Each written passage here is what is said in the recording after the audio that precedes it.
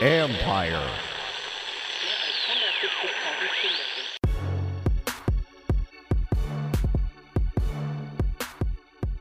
Hello and welcome to the Last Man Standig podcast. Yes, I'm your host, Ben Standig, and I cover the Washington Commanders for The Athletic, which of course means last night, Sunday night, I was thrilled to watch the preseason finale against the New England Patriots when the Commanders sat 34 dudes, including Jaden Daniels, obviously.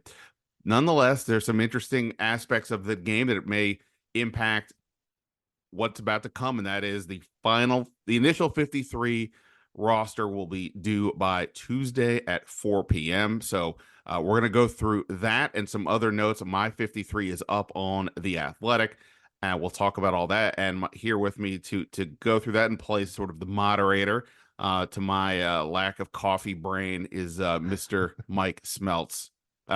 Please don't tell me you enjoyed the game last night, even if you watched it. Totally enjoyed the game. I had money. Can I say this? I had money on the Commanders were down. What was it 10-6? And I put a little money line bet on the Commanders to win. I just couldn't imagine them losing this game. And Trace McSorley to Martavius Bryant, the preseason combo of my dreams. Pulled it off. It's so funny. Neither one of them were on the team like a week ago. And Trace has got something to him. I'm like anti Marcus Mariota. So basically anyone who has like a little juice like Driscoll and McSorley, I get very fired up. And Martavius Bryant, we'll get into it. I don't know to think about him because he doesn't look so spry, but he's drawn pass interference calls and now he scored a touchdown against guys who will never play in the NFL. But Ben, I was into the game. It was a good, and you got to get a tour around the new facilities and Commanders field. You got to see food. And we can talk about Josh Harris after later on the show, but I don't know. It felt different than most home preseason games. The newness. Yeah, no, don't mind my Debbie Downer vibes. Like I said, lack of coffee, lack of sleep. And yeah, so I did get a chance to tour the stadium with the other media members. Got a chance to look at some of the things that they've done to upgrade the place. Needless to say, they they know that a lot of changes had to happen, and I think it is legitimately one of the more notable aspects of the Josh Harris era relative to the last guy. We'll talk about that in a little bit, along with Josh Harris, as Mike said, also spoke with the media before the game, touched on a bunch of issues, updates on the stadium. He was asked about the name again. It's not changing to the old one for the 18,000th time. Talked about,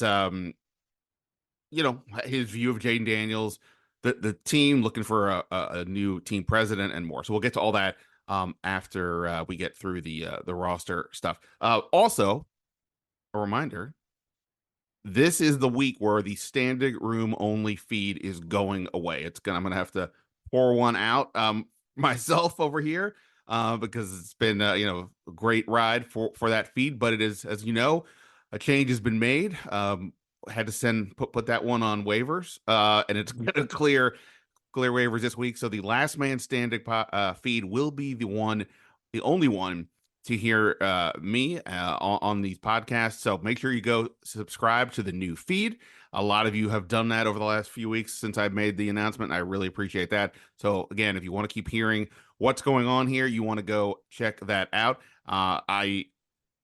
Tuesday is when we'll know of the initial 53, but Wednesday is when I believe Adam Peters and Dan Coyne are going to hold a press conference. So to hear that, you're going to want to subscribe to the new feed, Last Man Standing. And Standing room only, like a Ron Rivera draft pick, out of town. Gone. I'd like to think it was a little more successful, though. I mean, undebatable that it is more successful, but still out of town. It's maybe a Curtis Samuel, the Curtis Samuel of Commanders podcast. Successful, wanted other places, but Last Man Standing is the Jaden Daniels of Commanders podcast these days. There you go.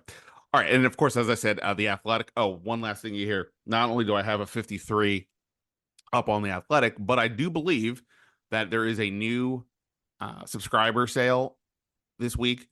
If you go to the Athletic, I believe you can get it for $1 a month for 12 months. So click on my article, or you can click on recent ones I've had on Tyler Owens, on all the Jahan Dotson stuff and more. So you can go check all that out, subscribe. You can get in right now. Perfect time to get in with the season about to start. So go do that as well. All right, let's get to the why we're here to discuss the 53. As I said, I have my full one up on the website. Mike has scanned it, and he's got questions. As you know, Mike is a not only is he a producer extraordinaire at the Athletic, but he's also a lifelong fan of this team and has a big brain that he likes to use at times to discuss things like who's going to be the backup running back. So we're going to go through some thoughts. Mike's got some questions for me about my 53. I will just say I think that the last 2 or 3 spots you could, I don't want to say throw a name in a hat, but and pull something out, but it kind of has that feel to it. A lot's going to come down to things like, obviously there's some injury factors. Do they want to go, strictly youth, or do they want to keep more experience at certain spots? Do they feel they need to be deeper in certain areas than others? Are they willing to take a longer look at someone versus we need a guy to absolutely play week 1, etc. So I also believe that they are open to trades. I mean, obviously they traded Jahan Dotson last week, but I was told last week, even before that they have let other teams know that they're, I don't know if you want to call it redundancies or extra pieces, but they're open to moving. That receiver was one spot, defensive tackle, safety, tight end. So whether anything happens there or not, hard to say, of course, but I think they are open for business in the way Adam Peters is doing things. I don't think I think he'll be aggressive as much as he humanly possibly can be. So with that said, Michael, where do you want to start? I have what I think would be the most shocking cut to Commanders fans.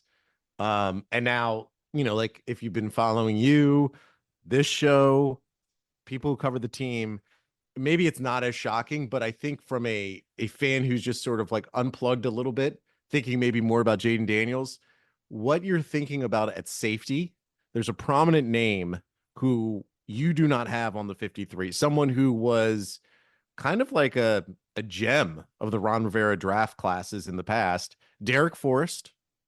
Ben, you don't have in. Why do you hate Derek Forrest? And no, what do you see? Because you have the team keeping 6 safeties, one of them being undrafted free agent Tyler Owens. Why would Derek Forrest potentially be out of town? So, this goes back to the whole standard of, if whoever is making the decisions did not sign the player, did not draft the player, it's not that means they're gone. It just means there's not that extra, hey, I need to see this through kind of vibe. And obviously Derek Forrest is somebody that was already here. He's coming off a year that he missed most of because of a shoulder injury. And then before that, he really wasn't playing that well. Again, I give it pretty much the whole secondary a slight pass, at least because of, what was going on with the coaching staff last year. But to a certain degree, I think if this is the way it plays out, it's just he's a victim of numbers, right? I mean, Quan Martin, Jeremy Chin, they're going to be good. I think Percy Butler has shown, it seems like they've been using him in more ways than they have Forrest. And Forrest also did miss a chunk of time this summer. Dominic Hampton, one of their day 3 picks, he's going to make this team. They've been using him a little bit of linebacker, so he gives them position flex, as it were. Ben, I know. I just wanted to pain you there. And then, Tyler Owens. I mean, the undrafted free agents are always fascinating because, you see a guy make a play or two, and you're like, oh, okay. Then what?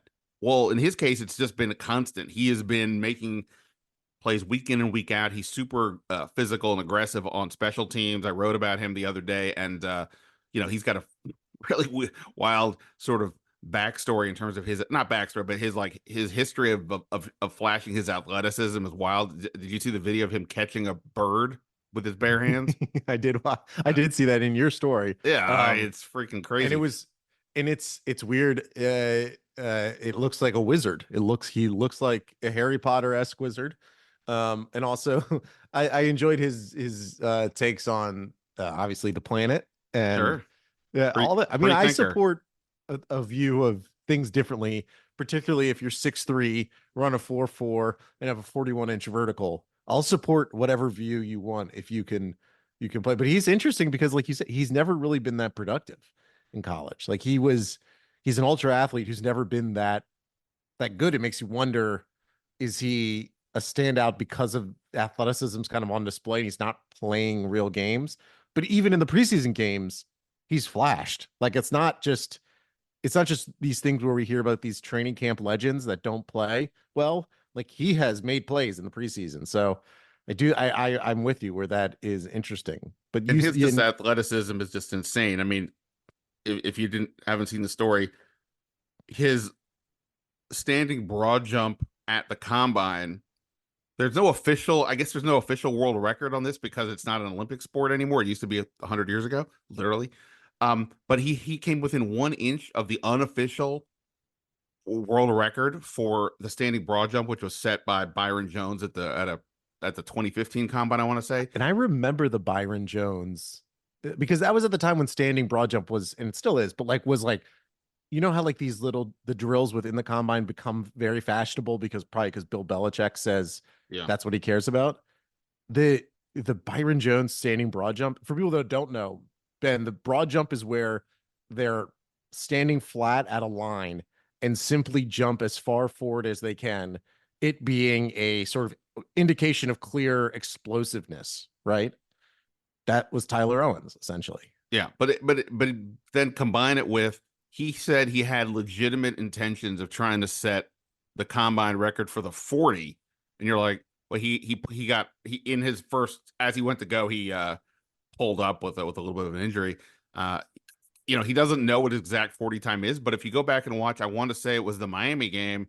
There is a play where one of the Dolphins running backs breaks into the clear. He's going to go for a touchdown, and Tyler Owens comes from way behind to bring him down. He gets downfield on special teams as fast as anyone. So anyway, I think Tyler Owens to me is pretty safe, which leads to then Derek Forrest. If they're viewing Hampton as a pure linebacker at this stage, then maybe Hampton is there, and that opens up a safety spot for Forrest. Another variable here, Forrest he's going into the last year of his contract. So from a longer term perspective, which is where I think a lot of their decisions are going to get made, he's only got 1 year left, and it seems, who knows about re-signing anybody, but I don't know. We can't predict that. Yeah. So I mean, I think all those. Oh, and he's also due $3.1 million this year. Now, there's no salary cap concerns. It is just pure money. So if they don't, and they can get out of it, I think with pretty, with very little dead cap and all that. So I think those are among the reasons why I think he could be gone. But to a certain degree, I kind of have the same. It's the same discussion with Jamin Davis and Fedarian Mathis as well. We can get to them in terms of like guys that were here, guys who are going to be, if they stay, deep reserves. Do you want to keep these guys who are making a little more money, who aren't going to probably be around long term, et cetera? So those will be the decisions that we can get to discuss those other two guys in a minute. But yeah, the safety room is a deep one. If they, I don't know how they're keeping 7 is the basic answer. Yeah, and just to actually jump to Jamin Davis, so you have the Commanders keeping 10 defensive linemen. Now I do think it's a good point to bring up, Ben, that you were talking about. Jamin Davis in the best of worlds, like if he stays on the team and let's say he does well, then the team has to make a choice then to either pay him or let him go, right? And then maybe they get a comp pick or something for him. But so he's only on the team for 1 year, and then you have Javonte Jean-Baptiste also on the team. I'm sure he has a 3-4 year contract for very little money. And so like if you're Adam Peters, you're sitting up in your office today, you're thinking like, what's the gap in between what's Jamin Davis going to bring versus JJB? And is JJB going to offer better, is he going to be better next year for us than Jamin Davis will be better next year for us? It becomes, all these situations do become to make a lot more sense when you're thinking of it long term, like you're talking about. But you do have Jamin Davis on the 53. What led you to that decision? Yeah, I mean, this is the first time I've had him on the 53. And every time you do one before, you have to, obviously I try to be Well, if I say I try to be a visionary, I don't mean that like put me on the cover of Time magazine way. I just mean like you You're the try to Christopher. Everyone says you're the Christopher Nolan of the Commanders beat. Everyone says that. my sleep pattern sometimes feel like I might like I'm in Inception sometimes. I'll be honest with you. Um, so my instinct is to sort of similar to with Derek Forrest. It's like, look, Jamin Davis, we all get it, really good athlete, but they're switching positions because the linebacker was, he was just sort of there, and they brought in other guys. Now they're putting him at edge rusher. Cool, but they have not, they don't have Dexter Manley and Charles Mann, but they have guys who are, just more experienced at playing the position. I turned towards positive here for a couple of reasons. One, just watching him in practice, you can see over the last week or two in particular, making strides as a pass rusher. Now, typically when we're watching him, he's going up against backups or guys who won't be in the league. So it's kind of hard to, his athleticism is probably just overwhelmed certain guys. So there's that. But look, feels like he has a better plan when he's out there. So there's that. Two, one of my biggest concerns has been he hasn't played special teams in his career, and even in the first little bit of camp, they really weren't using him there. I mean, in the preseason games. So if he's going to be a backup, it's like, well, I mean, he's going to have to play special teams. So last night, I asked Dan Quinn, just okay, we're here at the end. Give me some Jamin Davis thoughts. And he said, hey, look, I've always been. He said I've been super impressed by him, his willingness to try something new that he hasn't been doing a lot. And I really thought he would be a good blitzer. So early on in the spring, we featured him some at linebacker. Then I wanted to really feel his speed, blah, blah, blah. And then the key here is also that, quote, I thought this is a player that's really worth the time to put it in to get there, to get to a next level. When you're in a new position, it takes some time to grow into it. But man, I've been impressed by his work ethic. He's covering kicks, doing everything the team has asked of him. So I thought he had a really good offseason.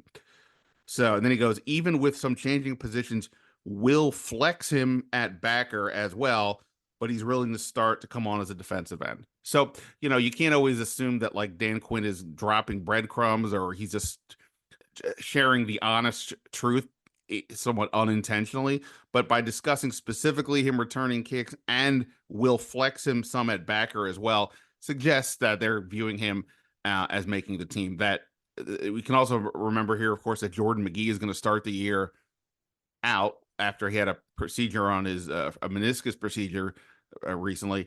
I don't know if that means he'll be on the IR or not, but if he's not and he's on the team, he's going to miss probably at least a couple games. So they may need more linebacker help. Jamin Cobbs could help there. So for all those reasons, I have him staying as one of like 6 defensive ends. If they think he's good enough on special teams, then that's probably good enough for me. It's funny, like we're like the 53 is always like we go crazy with it, and you've said this so many times. The 53 changes after it's been declared the 53. The Commanders are going to cut someone probably on Friday and sign someone new. It'll happen.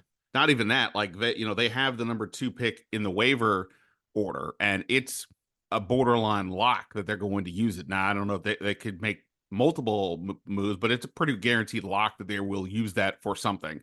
But don't you think the NFL, they want everything to be monetizable?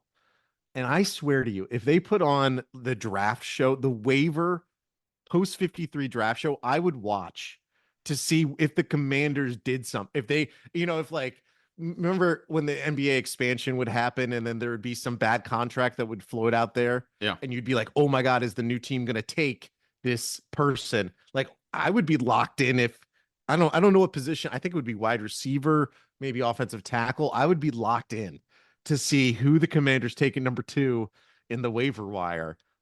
Which is also, again, this is like for fans, be on Twitter, see who's out there, because that's when it gets also very exciting, more exciting than like, the end of the Commanders. It's like, who could the Commanders bring in? I don't know if you know anyone. I'm sure you have sources that are bubbling up right now, but I'm interested to see where, and I'll ask you this question, Ben, where do you think the Commanders are looking for additional help? Because they got the kicker. They think they got potentially their kicker. He made all his 2 extra points, 2 field goals yesterday. That's a positive sign. We're not really talking about him, which again, positive sign. So where do you think Adam Peters is like, I want to grab this kind of player from another team? So I think one reason why projecting this 53, I'm not gonna say harder. It's all a little bit of guesswork as we know, but like it's a little more challenging because to me this is like them at the draft.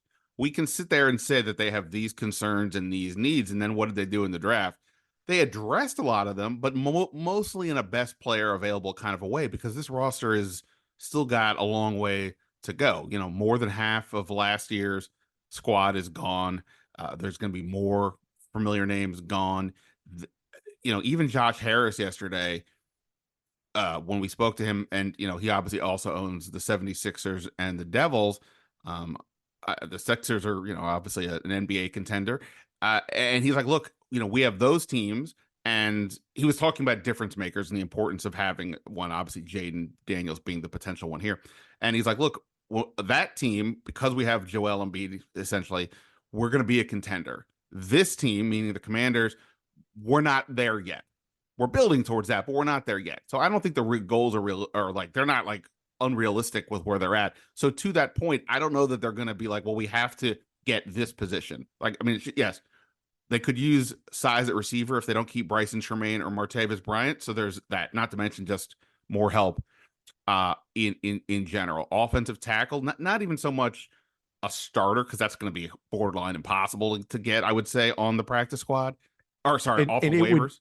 It would be bad. It would be a bad sign if a starter arrived via waivers. Yeah, it would be. I mean, anything is, you never know. I mean, somebody could have a Cornelius Lucas type that's like, just there. He's just not going to make the team for whatever the reason, and then you can bring him in. But can you do better than Trent Scott as your fourth tackle? I would have to think the answer there would be yes. So that would be a spot I would look at. Cornerback. I mean, again, I don't know if they're going to get a starter there, and that's where my bigger concerns are.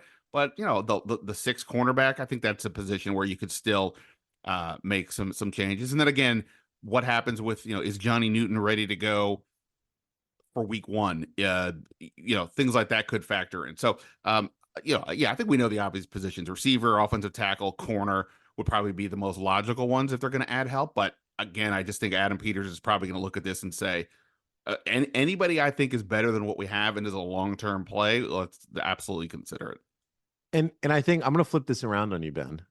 Okay? Because again, he seems like a swell guy, but I'm anti Marcus Mariota. I just am. And I like Jeff Driscoll. I said I like Trace McSorley. Mm-hmm. I was pumped that they got Hartman as a UDFA. Do you think that there's any shot, whether it's Driscoll and Mariota, that I don't even know if there's a team out there that desperately needs quarterback? Maybe it's the Vikings who lost JJ McCarthy, right? And they just want like a more reliable backup than, I think it's Jalen Hall, right? The guy from BYU. I know they have Nick Mullins there too, but.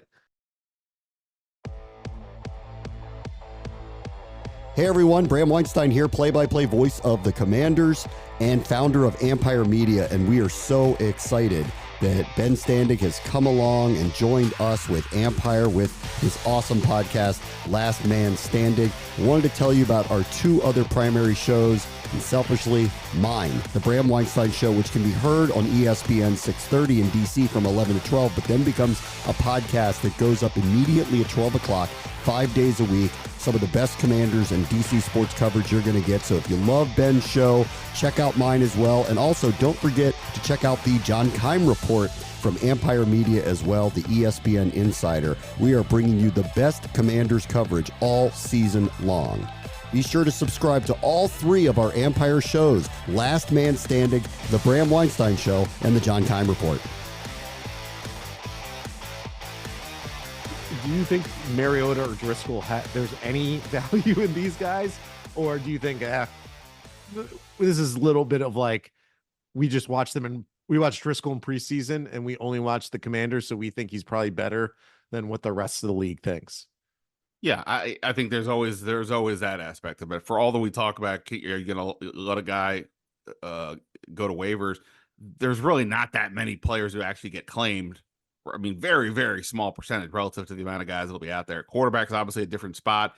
And I look at the NFC North. Backups are Tyson Bagent, Nate Sudfeld, Sean Clifford, Nick Mullins. I mean, other than the fact that Bajan is like a second-year player, like all the other, sure, you could easily tell me that all those other guys are disposable, right? And Driscoll is a guy that's played in this league. He started a game in 5 of his 6 seasons, et cetera. He's athletic, all that. So maybe, I mean, I don't know that, like, originally I was thinking like, fine, maybe I'm going to not put him on the 53, but with Mariota dealing with this injury that, they're saying he'll be back at practice this week, but they know more than we do, but I would like to see it before I would say they would cut him. As far as Mariota goes, like, if I didn't pay attention to things like salary and what Dan Quinn is saying about how he's such a good mentor for Jaden Daniels and all that, I would be more inclined to think, well, is there a world where they decide to move on from him and keep Driscoll and Hartman and call it a day? But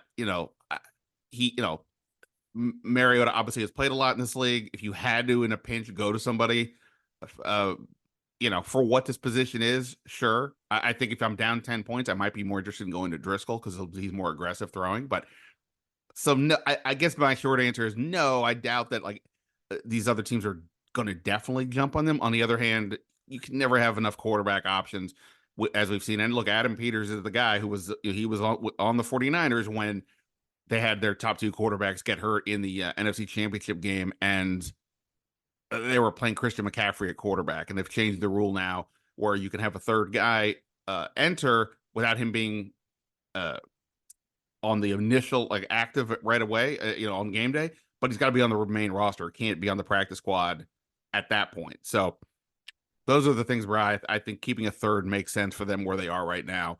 But again, it's not to say that Mariota or Driscoll are all that. I think my biggest question, honestly, is Sam Hartman. I mean, he's an undrafted free agent, so you have to think if you're a quarterback and you went undrafted, you're probably safe to clear waivers. And he barely played in preseason because of there's nothing to go on. I was just thinking that, Yeah. Sam Hartman, he's going to get to the practice squad. Like if some team takes him, then their quarterback situation is desperate because there's been nothing to go on besides what he did in college. And again, he was an undrafted free agent. He could have been picked by that team. He also cut his hair. I don't know if that's going to be like a Samson thing where you lose your strength by cutting your hair. But with him and the modeling and everything else, I mean, that's no. I mean, it's a horrific move. It shows bad judgment.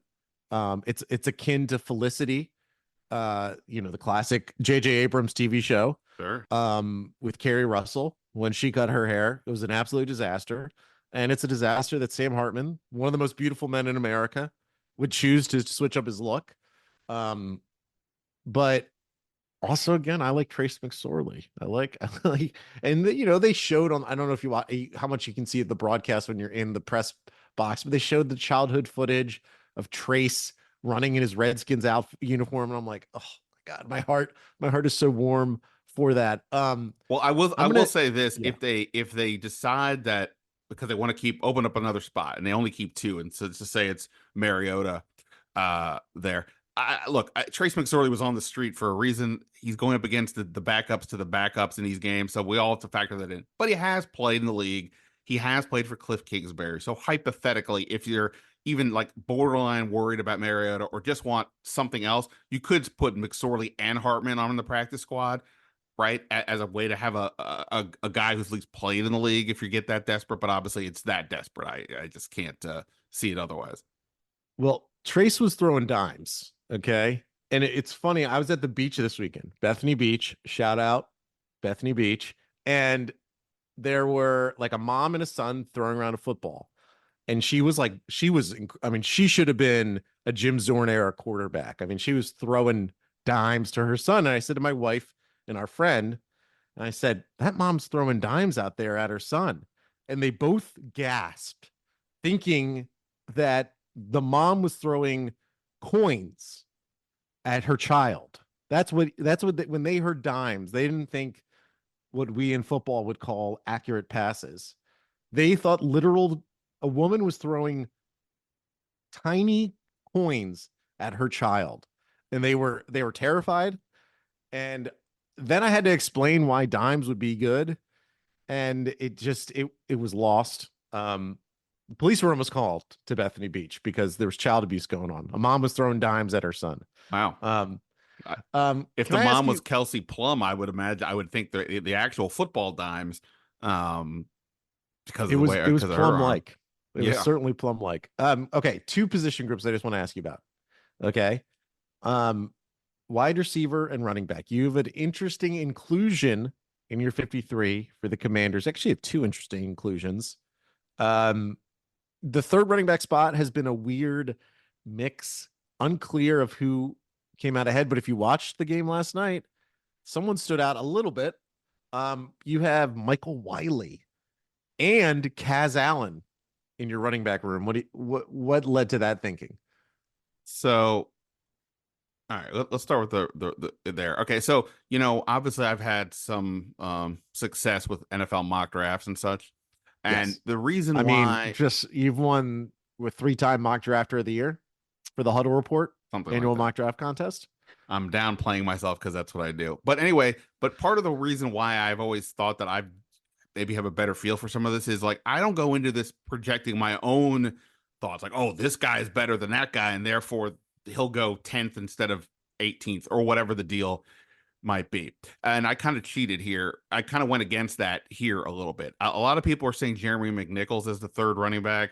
Um, he's got ties to Anthony Lynn, whatever. I just don't kind of get it. Like, sure, if you tell me you wanted another experienced running back behind Jaden Daniels, just in case he's got to play and blocking and all that, I understand. But in terms of where this thing is going forward, McNichols has just been a guy in this league most of the time. He hasn't really done anything the last couple of years. I can't comprehend that he wouldn't get through waivers. Maybe I'm wrong on that, but like I would think he kind of would. So to me, I would rather go in a different direction. Now, that said, I would bet Michael Wiley clears waivers. Again, an undrafted free agent. And while he looked fine in these preseason games, I'm sure I can find, 10 plus other guys who have a similar profile around the league, and most of them probably won't make the team. So I debated definitely like not keeping Wiley on and having a different player, one in particular we can get to in a second. But I just decided I couldn't go have only like two running backs. It's not real running backs because Kaz Allen is not that. So I went with Wiley. If it's McNichols, I'll accept defeat. But I for me personally, I just don't get it in the context of where this team is going. But okay, Yeah, that's it. He's 28 years old and he's going to be the yeah. I mean, he's not 100, but I just mean like he's he's a part 100, Ben. For a running back, he's 100 years old. He's a part for the moment, and I just, to me, the tiebreaker is being a part for the future. But okay, you have to have some vets around too. Kaz Allen. So this is the second year in a row where the coaching staff has been like, "Oh my God, we got to get this guy on the field. He's explosive. Wow, he can do a lot for us." And then it doesn't quite happen when the actual games are played. So the same thing happened here. He had a fumble the previous week, and they used him at both kick returner and punt returner yesterday. And I don't know. It's not showing, but they've talked him up so much with Cliff Kingsbury the other day, even saying not he was comparing him to Deebo Samuel because physically that's an insane comparison. But in terms of just like the ability to do different types of explosive elements in an offense is where he was going with that comp. Again, from the perspective of what's the better move long term, I went with him rather than Jamison Crowder. And as I look on it now, I think that's a mistake. I think Crowder, I've always liked Crowder. He's a solid slot receiver. And I guess the fact that you've moved on from Jahan Dotson, now it's like, okay, well, what else do you have at receiver? We know that there's a lot of question marks there. I have Byron Pringle sticking on as like essentially the kick returner, but also another outside guy. And I think Crowder as a punt returner and another slot guy probably does make more sense. I can't imagine Allen wouldn't clear waivers either. But, like I said, sometimes it makes sense to listen to what they're telling you, and sometimes you shouldn't. And this might have been a case where I shouldn't have just gone with my gut that he hasn't quite shown it yet. But at the same time, it feels like the type of risk they would like to take because it is more about the future. Yeah, I mean, Kaz Allen, like the switch. I mean, it's not even necessarily a switch. They're playing him at running back, and he had a run. He had a solid run last night. No one's going to pick him up, and in the transition to running back can happen on the practice squad, right? And like maybe Jameson Crowder's the guy on the roster for the first 7 games of the year. And then when they feel more confident that Kaz Allen can actually contribute beyond, because like, I mean, Jameson Crowder can still be a guy who catches you an 8-yard pass and falls down, right? So like he has some value. I mean, I gotta say, talking wide receivers for a second. I have no clue. You have 5 wide receivers right now. And if Jameson Crowder obviously is the guy on the roster, you would have 6 and you would have only 3 running backs. I don't know what to think about Martavius Bryant. He scored a touchdown. He drew like a 50-yard pass interference. He's a big old body. And when he scored that touchdown, I think it was Jaden Daniels ran onto the field and celebrated the touchdown with Martavius Bryant. He's not a guy. I mean, correct me if I'm wrong. He's not going to contribute on special teams. Doesn't seem to be that kind of wide receiver, but he is gigantic. He's huge, and they don't have huge. Bryson Tremaine, I think, is their other biggish receiver, and he had the worst game of the Commanders last night. He had like 4 penalties as a wide receiver, which is hard to do. Right. And so what are we supposed to make of Martavius Bryant? Look, he was out there on the street, not just this year, but pretty much most years. He's not played an NFL game since 2018. He was on Dallas's practice squad last year, but didn't play. It's just hard to imagine that some team is going to go, well, we need to go get that guy, even if he's on waivers. But that said, for this team, I get it both from a size standpoint. They've talked about his red zone abilities, and he did score a red zone touchdown last night. And there's obviously some feel good vibes in this story. So I get it. I just have to think that they would imagine he clears waivers. Same. And, the one thing I don't like about this receiver room that I have is just the lack of size, as you mentioned. Bryson Tremaine has had a really good summer, and I talked him up a lot, and I've had him on the 53, but I don't now in the end. And I just think ultimately, the way things have unfolded since, I just don't know that he's got enough speed for them right now. But also a guy who'll probably clear waivers, and between the Bryant and Tremaine and maybe Mitchell Tinsley, if he clears waivers, and am I forgetting someone else? No, I think that's right. I think all those guys could go on the practice squad. And obviously you can elevate 2 people from the practice squad every game. So you could put them on the practice squad and then bring them up if you want to play. Tremaine can help on special teams as well. Again, it's a tough spot for sure. But I just, in Bryant's case, it's not going to be a waiver thing because of his veteran status. So, if they cut him, it would probably be like, look, we want to put you back on practice squad. And unless somebody came to him with an actual 53 offer, I would imagine he would stay. So, I don't like the lack of size, but this has been the issue the whole point. That's why they brought Bryant in the first place. I would just have to imagine that they'll have time. They'll be able to stash him if they want to. It's so limited. It feels like what you can do with him, but what you can do with him with Bryant is like you can throw a big deep ball to him, which Jaden is excellent at, and he's your power forward at the goal line to catch. Which I mean, again, he's competing against people that won't be in the NFL, but he shielded the ball against the defender's body. He caught it, touchdown. It was what you want to see. It's interesting looking back at his career that like he really hasn't been ultimately that impactful of a player. Obviously, there was injuries and there was the missed season because of suspension, and then there's been the 6 years that he's been off. But like it's not like he ever exploded. And I think the idea of him has always been grander. I mean, it definitely has than the actual production. I mean, I think the 2 spots, Ben, as a fan there's so many spots, but I would actually want to see the team go hunting a little bit for the 3rd running back. By the way, Samaje Perine may not make it in Denver, so bring back Perine. He actually is kind of a perfect 3rd running back in my mind, but I'd rather them go younger. I want to see them nip around at 3rd running back in that Byron Pringle, Bryant, Tremaine, Mitchell. Like I do think there's got to be another wide receiver on this roster who has some juice, because as much as I was in support of the Jahan Dotson trade because I actually think they fleeced Howie Roseman, it's hard to kind of go into the season saying you're going to bank on Diami, Zacchaeus, Luke McCaffrey. One of those guys is going to get hurt, so then your top 3 wide receivers will be Terry with one of those 2 guys, or it will be those 3 guys with Terry hurt. So it's just I want to see them nibble. And I know people will be like, oh, they could get Brandon Ayuk. I think I should ask you the question, Ben. What are you hearing anything about Brandon Ayuk?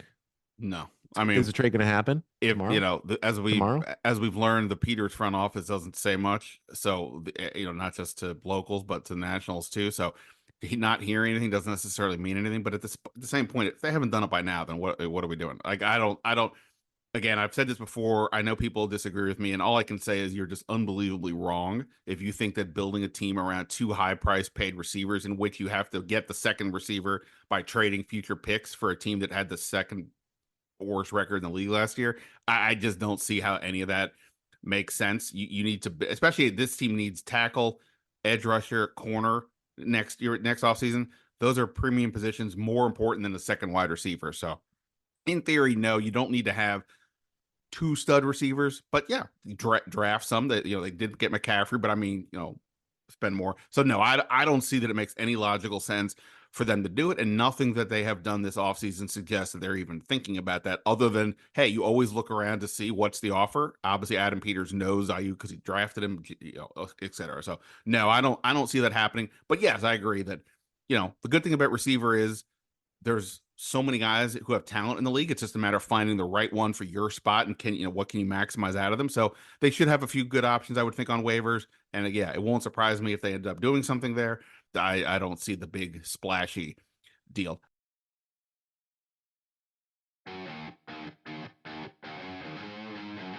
Anything else we need to discuss, or should I just get into some of the Josh Harris stuff?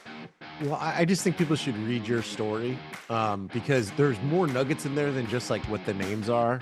And I think it's worthwhile to actually read because you're adding information into then the names that are in there. And so people just read the story. If you're not a subscriber, subscribe. Ben gets all the money directly. So when you subscribe, Ben gets all the subscription money. That's how it works here at the New York Times Company. So I blow it all food on Ben's table. I blow it all in my wardrobe, as everybody knows. All right, so quickly here, and I can get into more of this down the line because there was a lot to discuss, and it's just weird timing here with the cut down day. But Josh Harris spoke with the media before the game yesterday. The Commanders took us around on a tour of the stadium because they've made a lot of changes. Look, they literally like just painting was an upgrade.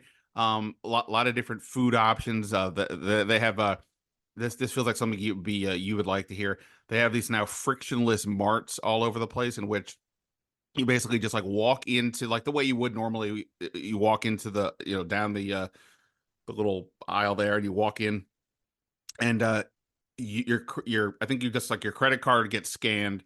You then go through, pick up what you want: beer, soda, water. Some places will have food also.